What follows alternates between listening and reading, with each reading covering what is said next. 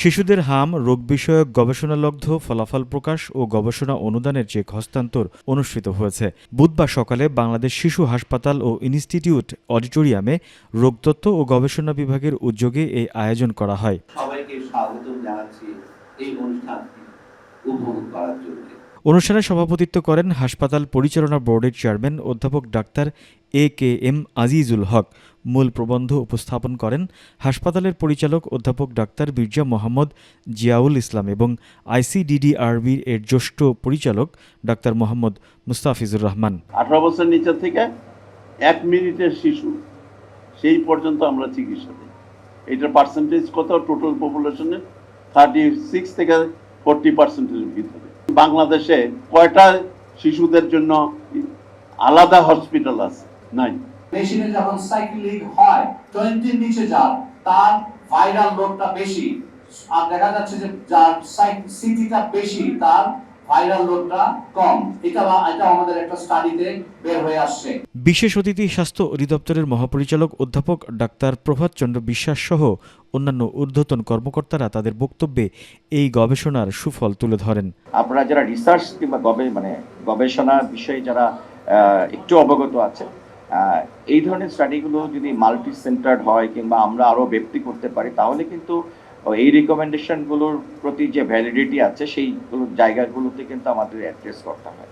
সেই ক্ষেত্রে আমার মনে হয় যে অবশ্যই আমরা এই সাজেশনগুলো আমরা নিয়ে আমাদের যে যথাযথ রেগুলেটরি বডি আছে, নাইটাক এবং অন্যান্য যে পলিসি যে জায়গাগুলো আছে সেই জায়গাগুলোতে আমরা এগুলো অবশ্যই প্লেস করবো এবং অধিকতর যে ব্যবস্থাপনা সেই জায়গায় আমরা কাজ করছি এবং কাজ চলমান আছে। আমাদের এই বিষয়গুলো কিন্তু আমরা আমাদের থেকে চেষ্টা করে যাচ্ছি, কিন্তু যেই জিনিসগুলো কন্ট্রোল করা যায় কমিউনিটি লেভেলে, এই বিষয়টাতে মনে হয় আমাদের ব্যাপক যোগাযোগ এবং আমাদের একটু সচেতনতার বিষয় আছে।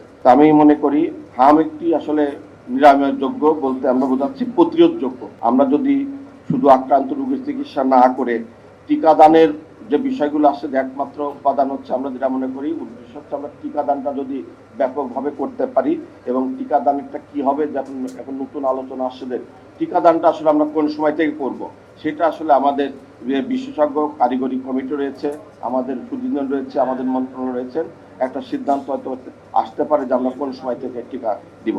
অনুষ্ঠানের প্রধান অতিথি স্বাস্থ্য প্রতিমন্ত্রী ডাক্তার MA মোহিত গবেষণার গুরুত্ব তুলে ধরে গবেষকদের হাতে অনুদানের চেক তুলে দেন।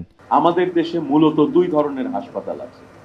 একটা হচ্ছে পাবলিক ফান্ডেড, সরকার চালায়, সরকার সবাইকে চাকরি দেয়, সরকার ওষুধ সাপ্লাই দেয় এবং গরিব মানুষ সেখানে গিয়ে মোটামুটি ফ্রি চিকিৎসা পাওয়ার কথা।